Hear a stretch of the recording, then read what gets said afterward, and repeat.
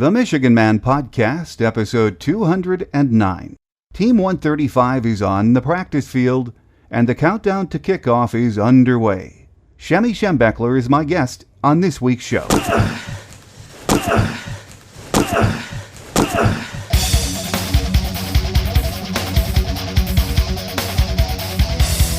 This is the Michigan Man Podcast on GBMW Go Blue Michigan Wolverine, for Wolverine fans from coast to coast.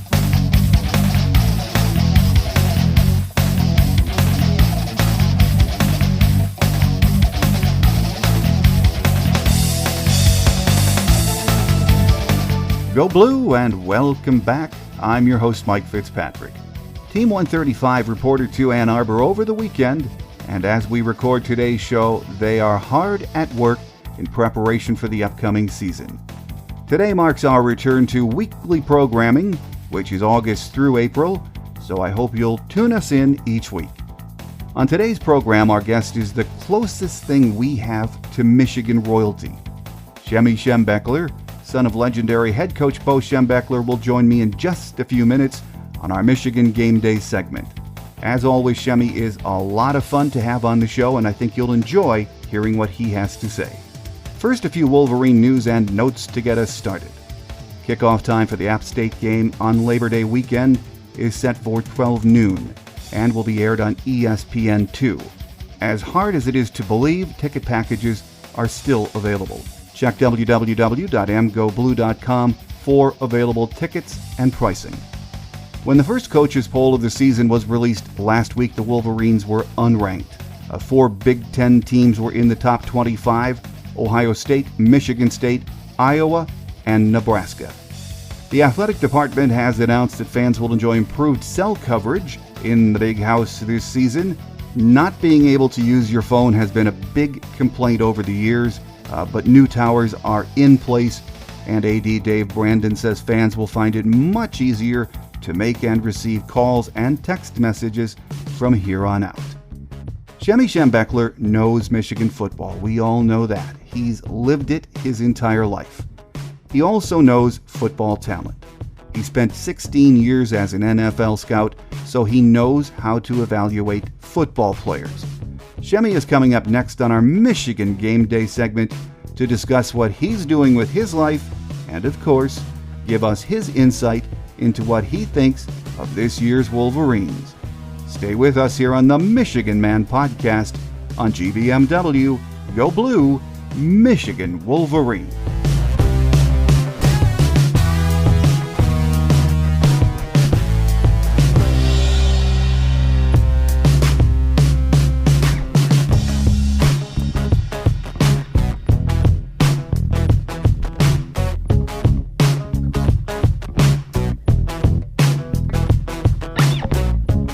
Back with us on our Michigan Game Day segment as we begin August, and that means begin previewing and anticipating Michigan's opener. Our guest is Shemy Schembechler. Shemy, great to have you back on the show. Mike, I will always be there when you call. Well, and we appreciate that. So it's been a great summer, Shemy, but are you getting excited? As always, I get people on the phone with this new job that I have, and I always talk about football, the greatest game ever invented. Okay. And obviously I speak with great bias and passion, but that's the way I'm wired. Well, we've had Shemy on a couple of times on the show, and as I was mentioning to Shemy just a couple of minutes ago, the last time we forgot to talk about what in the world he is up to right now, and I got all kinds of emails. A lot of our Michigan faithful know you were an NFL scout for many years, but after the last show, we didn't talk about that, so I got emails saying, hey, what's Shemy up to? So Shemy, fill in the folks. Absolutely. Well, since late January of this year, I have since joined the team at Title Boxing Club, LLC, and ironically enough, our corporate office is right downtown Ann Arbor in Michigan, down on Main Street, actually. And so I am working with people that want to franchise with Title Boxing Club. We're one of the fastest growing exercise franchises in the country.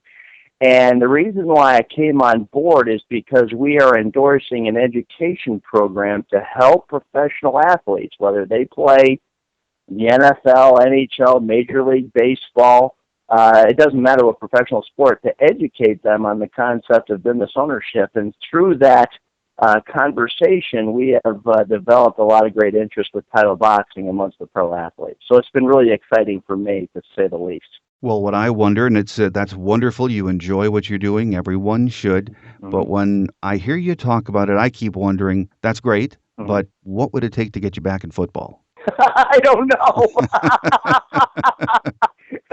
I don't know. I'm here to tell you that I thoroughly enjoyed my 16 years scouting in the National Football League. But one of the things that you miss upon, Mike, is that very valuable family time. And so in the NFL, I mean, you're spending 9 months out of the year on the road away from your family. And so me being a happy husband of 11 years now with a 5-year-old son by the name of Bo, you better find a way to create some more time at home. And it led to the decision to leave the National Football League, which I do miss at some level, but at the same time, I think the family time and being at home a lot more often great outweighs what I've missed in the NFL. And I know the last time we talked, or one of the times that we talked, you said that's exactly advice your dad gave you too, wasn't it? That it's a crazy profession, whether you're a recruiting coordinator, a scout, a coach. Oh yeah. And you miss so much family time. Yeah. Well, it's funny because remember our first conversation, I actually hoodwinked him because he said, "I don't want you in coaching, young Schembechler." And so then I went off and decided to be a scout without him knowing really that there was an avenue in scouting that I could stay in football and still be insane. Well, there you go. Well, now we've updated what Shemy's doing, so let's get to the meat of it here today, Shemy, which is it's the first weekend in August. Team 135 is headed to camp. They're coming into Ann Arbor this weekend. Practice gets underway on Monday. Fans are just absolutely chomping at the bit for Michigan football talk. But, man, there is a lot of work to do in a very short period of time to get ready, isn't there? You're absolutely right, Mike. And the truth of the matter is it really speaks to the skill set of our coaching staff and Brady Hoke in being able to organize practices and meeting sessions so that they can make the most of every minute, every second, and every day, starting this weekend when they report for practice for the first time. Well, Shemy, we know Michigan fans are concerned about a lot of things when it comes to this team. It's a young team. We all know that. But I'm going to sort of boil it down to the 5 questions that I hear most often. And the first one, and believe me, I wish I had an answer for this, is the offensive line going to be improved this year? It's a very interesting dynamic, Mike, because no one is here to doubt that we have some talent on the inside there. But I can speak specifically, and my father had this great luxury when he was the coach of Michigan, because back in those days, offensive linemen, 99% of the time and pretty much 100% of the time all got redshirted. And as you look across our line there, of all the kids that are playing, how many of them have the luxury of getting redshirted? Only 1 or 2. And so it speaks to their development, number one, and also to their confidence at some level, because a lot of these guys got thrown into the fire just because our numbers weren't all that great. And I'm here to tell you that we're here in year 2 and year 3 of really doing a good job of developing depth on the offensive line. I don't think lack of experience should be used as an excuse anymore when it comes to the production out of that group.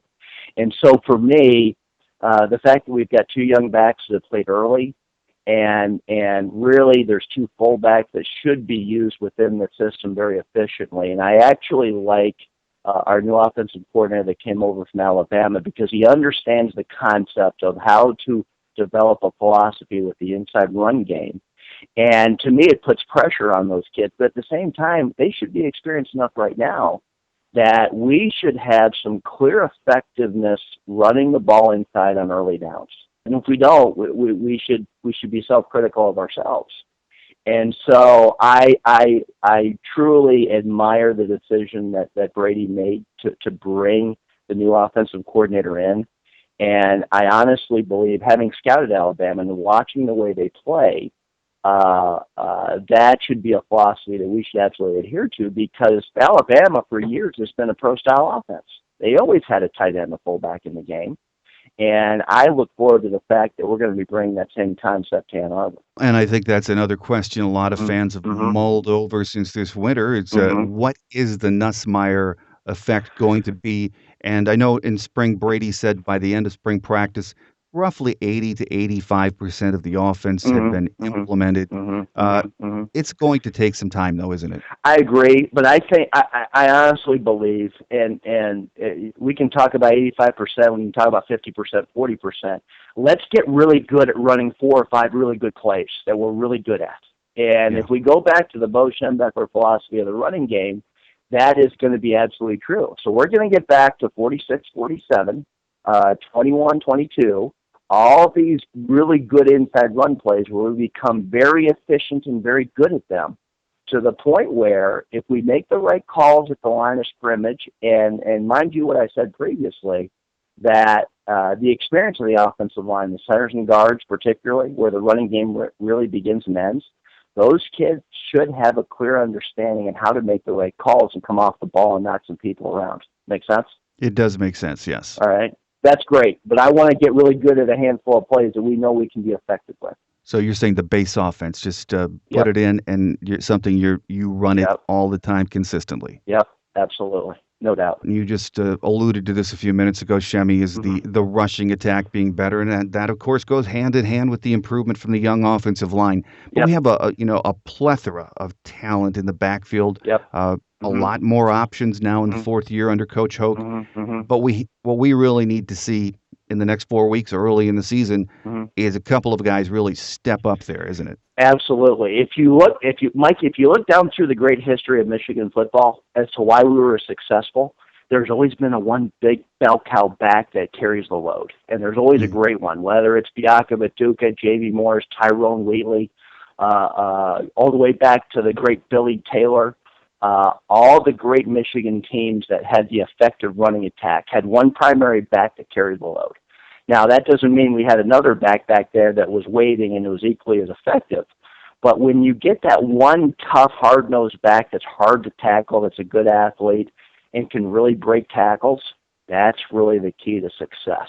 And so I don't see any reason why we can't have one of these two backs that were both highly recruited and highly touted coming out of high school, gaining the experience that they had as freshmen at Michigan. And through the maturation practice concept of working and practicing and going through the off-season programs, I think those two young kids should certainly fill the bill. And one would hope that one of those is going to separate themselves, where they're going to grab a hold of that starting job and they're not going to let it go. Well, Shemy, you got to see Coach Nussmeier watch Alabama practice back when he was there. He seems to be a guy, though, that likes to sort of split the carries between backs, though, isn't he? And that's fine. That's fine. I'm just telling you what made Michigan go all those years. Mm-hmm. And maybe Brady's had that conversation with him.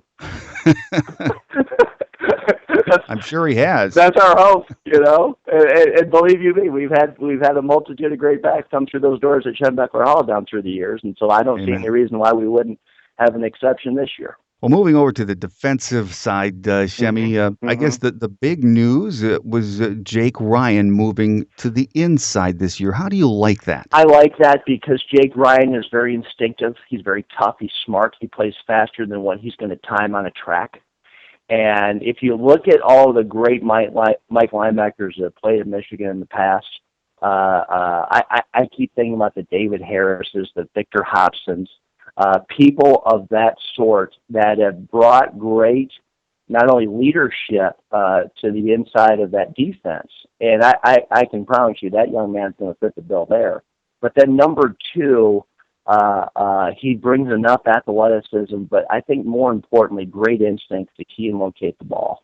And putting him in the central focus of the defense, you'd be amazed how easy a transition it's going to be for a kid like him, because he's played so much, he's been so productive over his career, especially when he's healthy, that I just like the idea of putting him inside there, not only from a production instinct standpoint, but also from a leadership standpoint. Because to me, the Mike is the guy that's going to be the ringleader of the defense, and you got to be that from a production standpoint, but also a vocal standpoint to make everybody accountable within the huddle there, so that everybody on that defense knows and understands that they can look to that guy for leadership and to make good decisions to set the defense up right. And I like what Coach Madison said after a spring ball. He said, the thing that he liked best about the move was when you had Jake on the outside, teams could run away from him, and they did. Right. But now Right. they can't do that. Right. Absolutely. Well, as long as we keep things clean for him in the middle, he can run and go chase it down, because playing Mike provides its own interesting challenges unto itself. But the way a Mike linebacker can be effective is that those guys up front are doing a good job keeping people off of him so you can go chase the ball down. Well, last year on the defensive side, Shemy, we were ranked number 64 nationally with 25 sacks. And one of the questions I hear all the time is, will this Michigan front be able to generate more pressure this year? That is going to be huge. I think if you and I can answer that, Mike, we could run for president. And that's what makes it tough. I just don't know. It's amazing to me, Mike, how much the game has changed down through the years. Because when Mo and Lloyd and my dad were all coaching, the old philosophy was stop the run and the rest of it will take care of itself. But now the game has changed so much where you're seeing multiple wide receivers all over the field, and the quarterbacks are getting every little bit better, that you got to have that one pass rusher, that one guy that has a skill set, not only from a speed and quickness standpoint, but also equally important in athleticism, that he can create pressure working off edges inside and outside of blocks and not necessarily being a bull rusher all the time, And the other thing is it creates more opportunity for a guy like Madison, especially when you have a guy like Ryan playing inside there with Mike, that when you get in the second and third and long, you got to be really strategic in terms of how you use your personnel for red zone blitz schemes, so that you can take people like Ryan and say, hey, we want you to go through the A gap and create a scheme and take advantage of the blocking protection so you can create some inside pressure situations. So it's coupled with athleticism on the outside, but also having a keen understanding of how you attack certain protections by calling the right red zone blitz scheme too. Okay? Make sense? It makes absolute sense to me. You know me, I'm going to be old school enough. I'm going to tell you, let's stop the run first and then worry about stopping him on second and long, third and long. I don't care who you are. As far as getting pressure and answering that question, though, Shemy, as you said, we could run for president if we could answer that. But, one guy, when I look at that defense, I know you don't want to try to scheme too much to do that. Right. You'd like to create on your own or have players that can create. Frank Clark is the guy to me that just jumps off the page as being a freaky athlete that should be able or could be able to do that. Oh, yeah. Well, Frank's gotten his weight up a little bit, which I think is actually good, because he's got great length, he's got good power and strength in his hands, and to me, he's a good athlete. He's not a great athlete. There's going to be a difference there, because one of the luxuries I had scouting the NFL, you saw some unbelievable athletes rushing off the edge. And to me, Frank, if you put him in the right situation, so to me, if you put him at a 6 or a 7 technique as opposed to splitting him out in 8 or 9 technique where he has to use his speed and athleticism, to me, he's better with his hands and using his own leverage against his opponent to create pressure more from a tight position. And I'm looking forward to see what Frank looks like physically on the hoof when you show up for that first game, because I want him to be more of a power rusher than anything.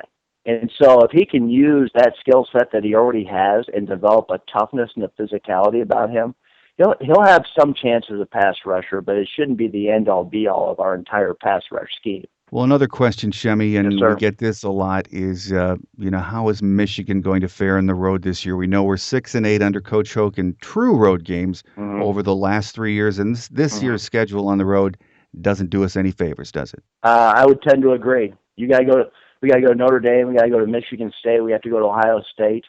Those are all going to be critically important games to our success early and late. I think more importantly, in all honesty, it's more of a team mentality than anything. You know what I mean? That when you face some early adversity early in the season and you develop a mental toughness about yourself, that it's you against the world going on the road like you do. But it goes back to the basic recipe that what you do on early downs, both on offense and defense, to establish the tone of the game and take control of the game on the road and take the home field advantage for your opposition, that's going to be the best way to achieve any type of success on the road, no matter who you're playing. And I like the idea that when you go into game situations like that and you make the game short by running the football effectively, and usually offenses are going to be more comfortable playing at home. If you give them less snaps at home, you're going to have a much higher probability of success. And so if we take on that philosophy that we're going to run the football down your throat and shorten the game and make less snaps out of the game, we're going to be much closer in all those difficult road games than otherwise than what we faced last year. Does that answer your question? Absolutely. It's Okay. and we all know that holds to be true. We just we Yeah. want to see it happen, don't we? Oh, So, absolutely. There's no doubt about that. Yep, no well, doubt about that. well, we all remember, Shemy, what your dad's mantra was: the Mm. team, the Yeah. team, the Yeah. team, and we all believe that, and we know it's true. Yep. Hmm. That said, there's some key individuals on both sides of the ball that really need to bring it big this year. And we talked Hmm. about Hmm. Frank Clark and Jake Ryan on Hmm. the defensive side. Hmm. On the Hmm. offense, the Devons, Funchess, and Gardner need to raise their level of play, don't they? I absolutely, and I love Devin Funchess as an athlete. He's a rare athlete. He's got really good size. He can run. He's got great balance and body control. I want him to develop a much more consistent mentality, not only catching the ball. I think a lot of his issues arise out of concentration and focus. That, and you take a guy who is as athletic as he is, I think he can certainly afford to play a much more physical style. And this goes for both blocking and running with the football. Hmm. I think if he did those two things, he'd be a perennial All-Big Ten All-American player. All right. So in regards to Devin, I had a nice visit with Devin over the summer when I was up there, and he is so much more composed and poised as a leader. He's spending all of his time in that building, watching tape and doing all the things that a leader is supposed to do within the locker room. The only thing I told him to do, I said, you've got to develop a terse leadership style.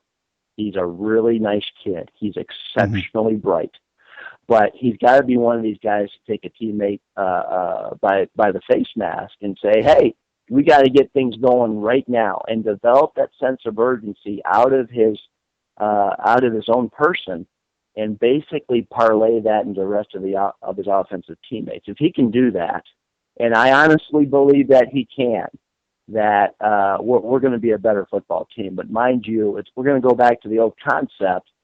We have to find him an effective running game, because if he has an effective running game, he'll be a much more effective quarterback at the same time. Look at the numbers the kid put up last year, Mm-hmm. running for his life I a lot know, of the time. I know, It, I know, and I like to go back with the concept of the play action concept. You run the football, and you want to throw the ball downfield every now and then. Play action is a pass play that uses the run to set it up.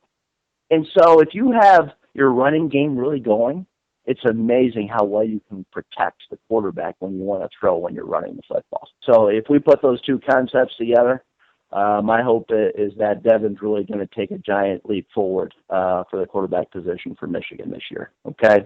well, on the defensive side, though, Shemy, we've already talked about Jake Ryan and what he means to the team. Who else on that defensive side do you think has to step up and make big improvements this year? That's a good question, Mike. I think you got me on that one, buddy.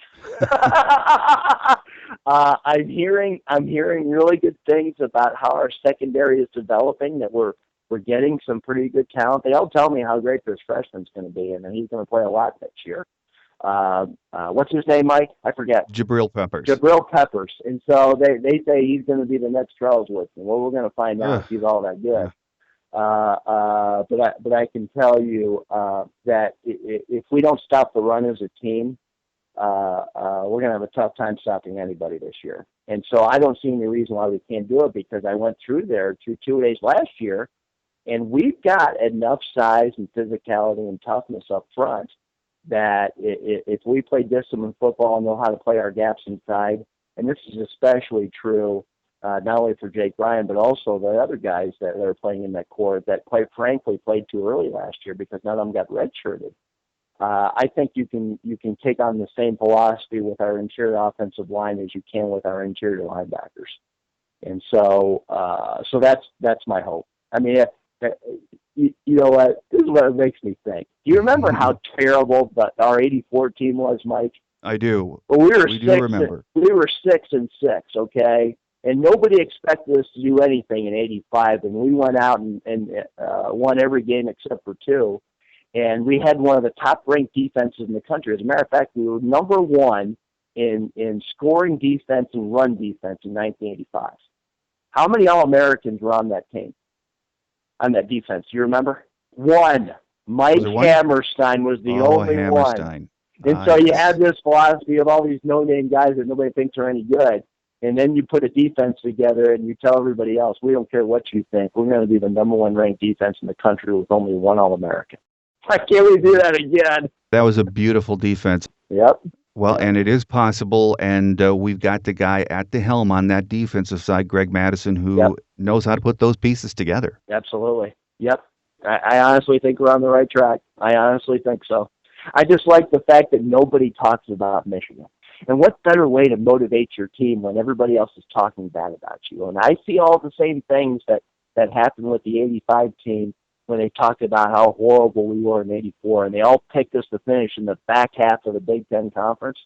Well, there's no better way to motivate your team than to do that. And quite frankly, all those kids in that locker room, as well as all those coaches, I would hope that they're going to carry a huge chip on their shoulder with that concept alone. Well, absolutely. I know I got several emails last week when the coaches' top 25 poll came out, and people were emailing me saying, "Can you believe it? Well, we're not even at the bottom of the top 25." Hey. And I said, you know what? It'll take care of itself. Exactly. Yeah, if we start winning games, they'll change those rankings in a hurry. Well, you know, Shemy, just some general conference items.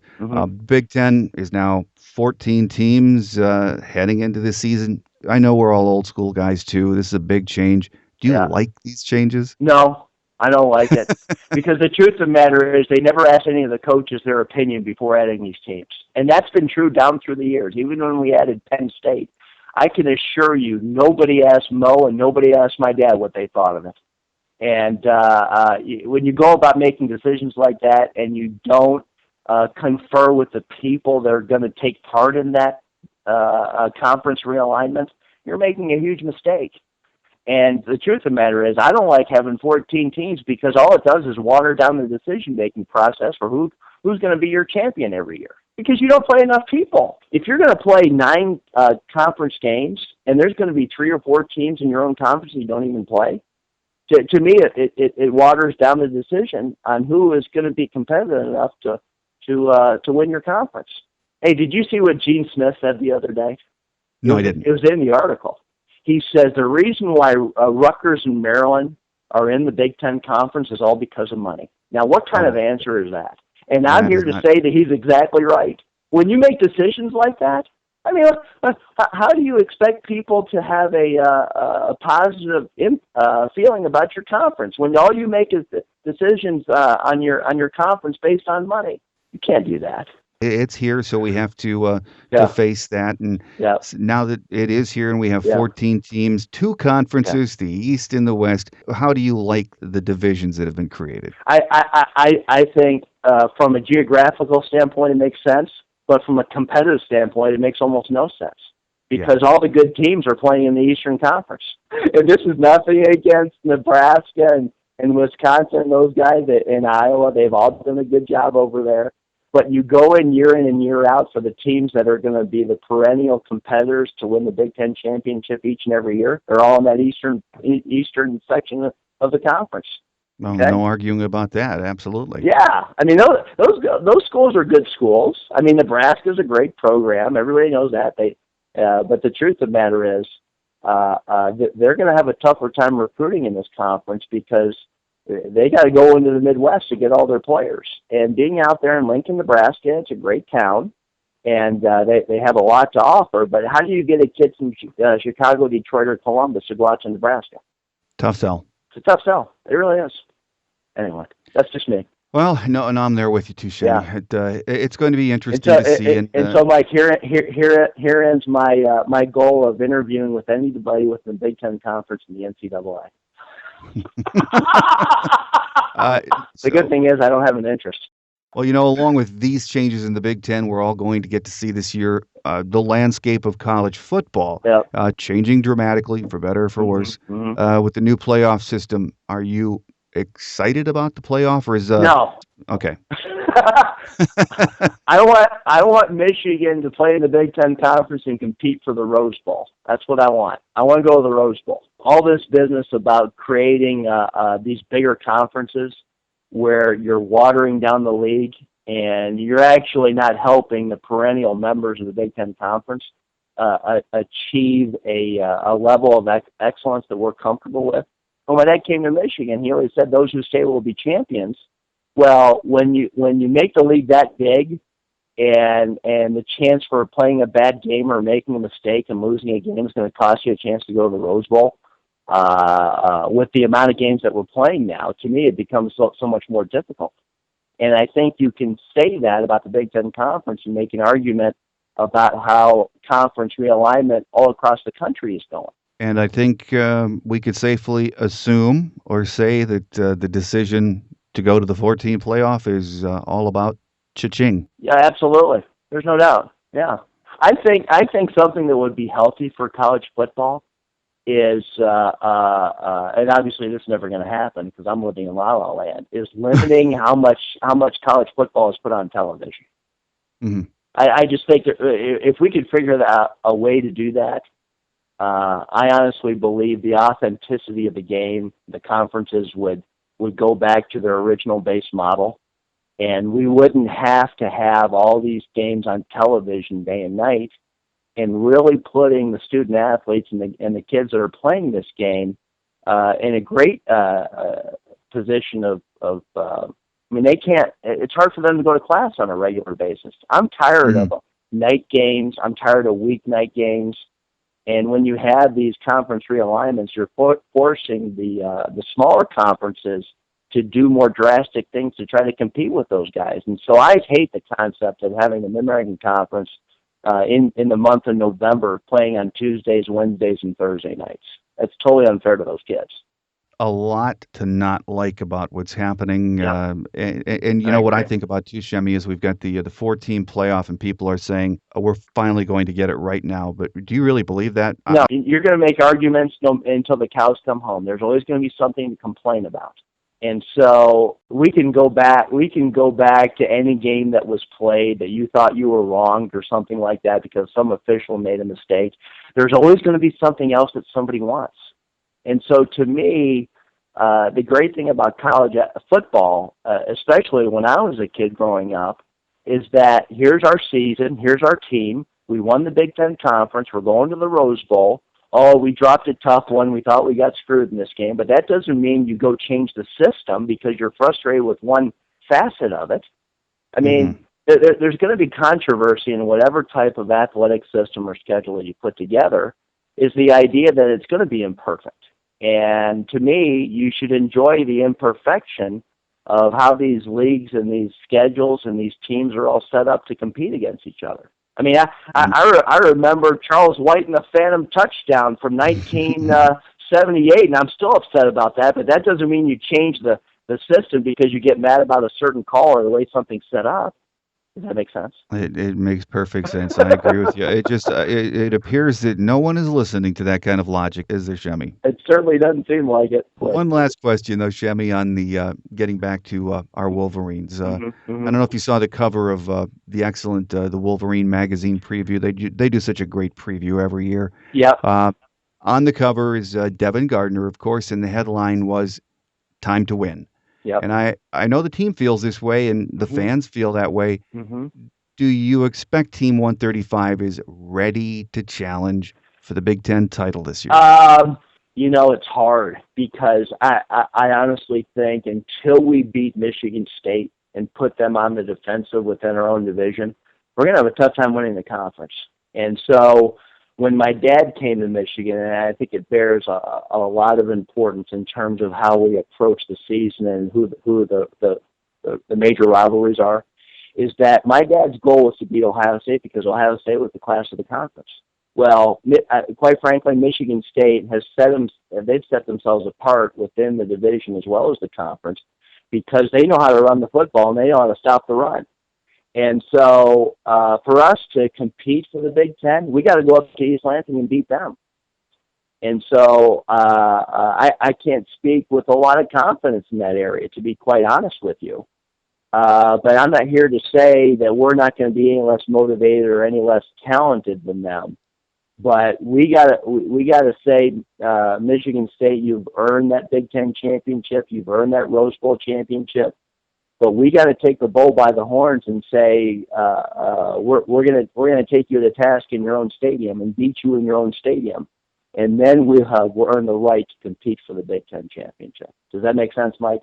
It does make sense. Yep. Earn it the right way. Yep, you earn it. And so I like the fact that nobody thinks we can do it. And that, to me, creates a very unique motivational ploy that we can use each and every day in Schembechler Hall. And when people disrespect you that way and they think you can't do something, there's no greater motivation than that. And so it's all dependent on the emotions and the passion and the motivational skill set of each coach and each player within that building. Well, 3 weeks from this coming Saturday, it's time to tee it up, and we can talk about it for the next 3.5 weeks, and we will. Mm-hmm. Yes, sir. And worry about it and dream about it, but it's right around the corner. Mm-hmm. So, as always, Shemy, it's been a pleasure having you on the show, and once we get the season underway, rest assured, we will get you right back here with us to talk more Michigan football and have a better idea of what we're looking at this year with Team 135. So thanks, as always, for your time, and we look forward to the next. All the best to you, Mike. Thanks for your time, and as always, go Blue. Go Blue. Coming up next, Wolverine Quick Hits as we wrap it up for another week here on the Michigan Man Podcast on GBMW. Go Blue, Michigan Wolverine.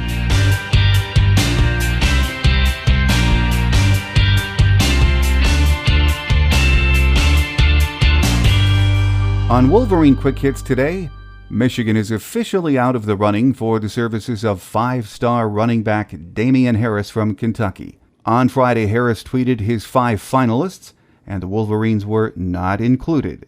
The Michigan staff says wide receiver Amara Darboh is practicing at full speed and is now fully recovered from last year's foot injury. Coaches say they are confident he will be ready to roll and compete for playing time this fall. Brady Hoke says that if the season started today, Devin Gardner would be his starting quarterback. No surprise, really. But Coach Hoke has said all year that there is a quarterback competition, which is a good thing, which has apparently pushed Devin to improve in all facets of his game. Of course, the proof will be in the pudding once the season gets underway. Defensive tackle Andre Pippins has been cleared for full participation in fall workouts. Coaches say they will be cautious with him early in camp. He is a much-needed big body in Michigan's D-line rotation. Wide receiver Cassante York from Chandler Park Academy in Harper Woods has been suspended indefinitely for failing to meet team standards. York is a sophomore and was expected to compete for playing time on the outside. Devin Funchess begins camp in a new position. He has been moved from tight end to the outside permanently and is expected to be Devin Gardner's go-to guy. Funchess was a first-team All-Big Ten Conference selection at tight end last year. Well, it's great to be back on our weekly broadcast schedule as we count down the days to the season opener with App State. In the coming weeks, we will continue our team previews and get Adam Rittenberg from ESPN on for our annual Big Ten Roundup show. That's in the coming weeks. So we have a lot of great guests lined up in the coming weeks. So make sure you tell a friend about the show and then join us each week. Don't forget to visit www.gbmwolverine.com and become a member. It's that time of the year and you don't want to miss any Maize and Blue news. Membership is free and you'll have access to Wolverine football news and chatter 24/7. So check us out at www.gbmwolverine.com. This year there are more ways than ever to listen to the show. Our app is available in the iTunes Store, the Android Store at Amazon.com, and the Windows 8 App Store. We're also featured on Stitcher Radio On Demand and TuneIn Radio. Those are two free apps available to Apple and Android users. You can also listen for free on your laptop or desktop. Just visit iTunes, do a search for the show, and subscribe for free weekly delivery. It doesn't get any easier than that. We'd love to get your thoughts on anything Maize and Blue. To do that, our phone lines are open 24/7 for your calls to leave us your thoughts. Just call 313-263-4842. That's 313-263-4842. Tell us who you are, where you're calling from, and then go ahead and vent. You can also email us at the Michigan Man Podcast at yahoo.com. That's the Michigan Man Podcast at yahoo.com. So we'd love to hear from you. Give us a call or drop us an email. Also, a reminder to like us on Facebook at the Michigan Man Podcast and follow us on Twitter at the Michigan Man. If you get the show from iTunes, please take a minute to review or comment on the show. iTunes loves it, and so do I. Thanks again to Shemy Schembechler for being my guest this week. We'll be back next week with more Michigan football news, so make it a point to join us again. It's a great time of the year for college football fans, Wolverine fans in particular. It's what we've waited all winter and spring for, so let's enjoy it. Have a great Wolverine week, everyone. Enjoy what's left of summer, and we'll see you back here next week. Until then, I'm your host, Mike Fitzpatrick. Take care, and as always, go blue. Thanks for listening to the Michigan Man Podcast on GBMW Go Blue Michigan Wolverine. You can find us on the web at www.gbmwolverine.com. That's www.gbmwolverine.com. For audio posts or other fan feedback, please call our listener line at 313-263-4842. That's 313-263-4842. Email fan feedback to the Michigan Man Podcast at yahoo.com. That's the Michigan Man Podcast at yahoo.com.